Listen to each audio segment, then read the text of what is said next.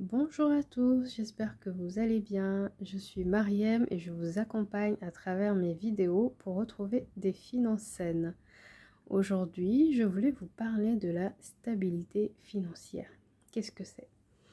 Ne pas s'inquiéter d'avoir assez d'argent, toujours avoir les moyens de se faire plaisir, avoir la capacité de gérer les dépenses imprévues, avoir la capacité de payer ses dettes, la capacité à épargner, être confortable et serein dans ses finances, c'est ce que j'appelle la stabilité financière.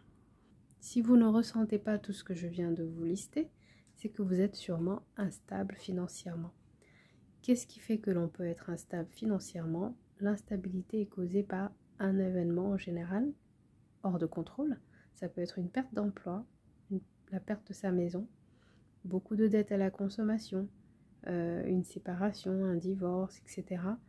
Une situation qui arrive et qui d'un coup met nos finances KO et qui fait que on est décalé et on n'arrive plus à être stable dans sa vie financière. J'ai décidé aujourd'hui d'aborder avec vous la stabilité financière en 9 étapes. Si c'est votre objectif, je vous invite à suivre ces étapes de manière rigoureuse. La première étape, c'est d'abord connaître sa situation actuelle.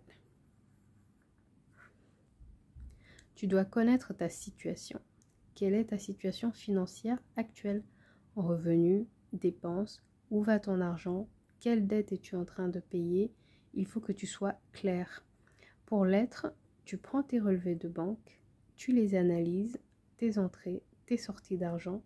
Quand c'est clair, tu peux structurer tes dépenses et mettre la priorité sur tes dépenses essentielles et ainsi arrêter les dépenses inutiles. Deuxième étape, de fixer des objectifs.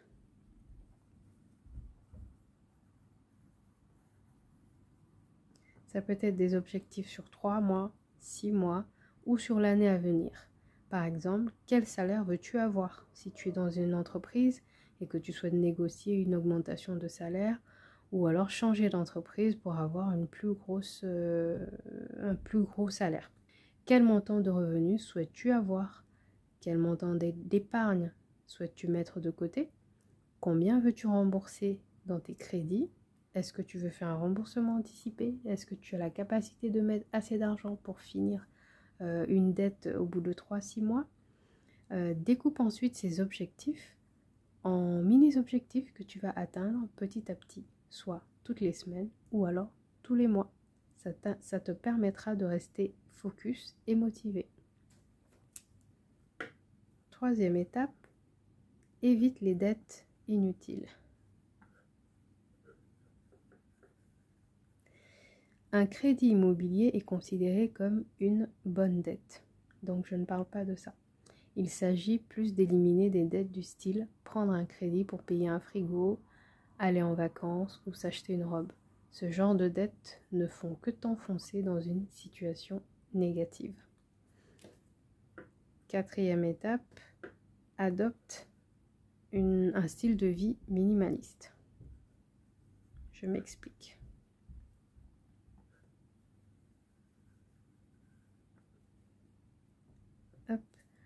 Tu dois apprendre à faire des sacrifices pour redresser la barre de tes finances.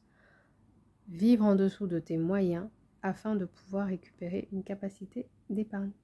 Tu pourras mettre cet argent en épargne, donc l'investir ou pour rembourser plus vite un crédit. Réduis tes sorties, par exemple. Si tu as l'habitude d'aller au restaurant ou de te faire livrer un Uber toutes les semaines, passe à une fois par mois, ce qui te permet de ne pas être frustré, tout en prenant en main tes finances. Cinquième étape, l'épargne. Tu dois mettre l'épargne en priorité de tout ce que tu fais.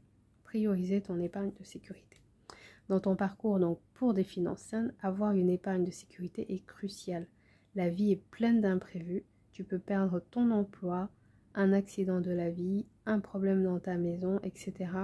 Il est donc super important de commencer à se construire une épargne de sécurité. pour couvrir ces imprévus qui peuvent te tomber dessus et ainsi éviter de t'endetter pour gérer cet imprévu. Et une fois que tu auras utilisé cette somme en cas de besoin, eh bien tu recommences à la constituer pour rester serein. Je ferai une vidéo spécifique sur l'épargne de sécurité si ça vous intéresse pour vous expliquer ce que c'est en détail et comment la constituer, quel montant en général mettre de côté. 6e étape, paye-toi en premier. Alors, qu'est-ce que j'appelle se payer en premier?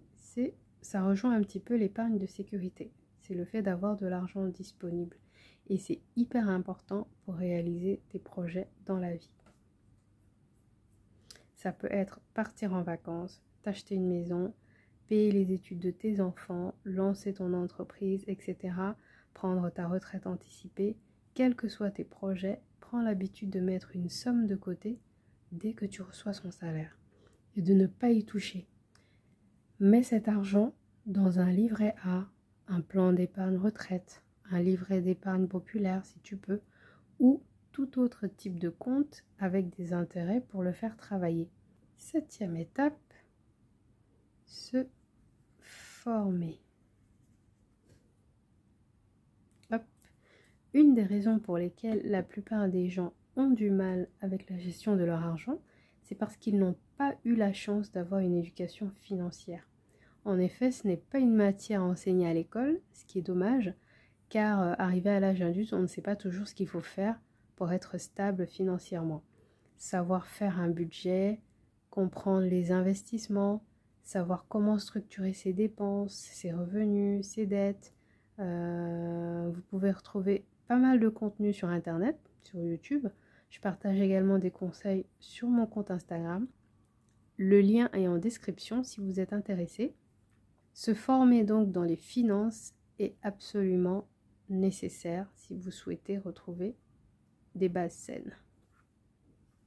8e étape, se créer des revenus. Alors là, il s'agit de mettre en place des stratégies pour se créer de revenus. Alors la plupart du temps, notre salaire est la plus grosse source de revenus que l'on a. Il peut donc être utile de réfléchir à des moyens de l'augmenter, comme on en parlait tout à l'heure, demander une augmentation de salaire ou alors changer d'entreprise en se formant. Acquérir de nouvelles compétences pour augmenter sa valeur sur le marché. Si tu es à ton compte et que tu vends tes services, une bonne stratégie peut être d'augmenter tes prix. Par exemple, l'idée est de réfléchir à un moyen d'augmenter ses revenus pour soutenir son plan pour améliorer ses finances. Attention cependant, la plus grosse erreur que l'on fait quand on a une augmentation de salaire, c'est d'augmenter également ses dépenses. L'objectif ici, quand tu accrois tes revenus, c'est plutôt de pouvoir épargner plus d'argent ou de pouvoir rembourser plus vite un crédit en cours. Cette augmentation doit servir tes objectifs de stabilité financière.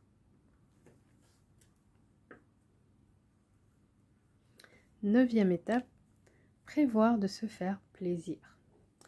Quand tu te lances dans un parcours pour améliorer tes finances, tu peux sans le vouloir te retrouver dans une situation désagréable. Tu te concentres un peu trop sur le remboursement de tes dettes, sur ton épargne, sur le paiement de tes factures, etc. Et tu peux avoir l'impression de ne faire que ça. Et cette situation peut créer de la frustration. Pour éviter que tu te décourages, pense à prévoir des petits plaisirs et aussi à te récompenser quand tu atteins les objectifs que tu t'es fixés. Par exemple, tu as réussi à rembourser une dette par anticipation.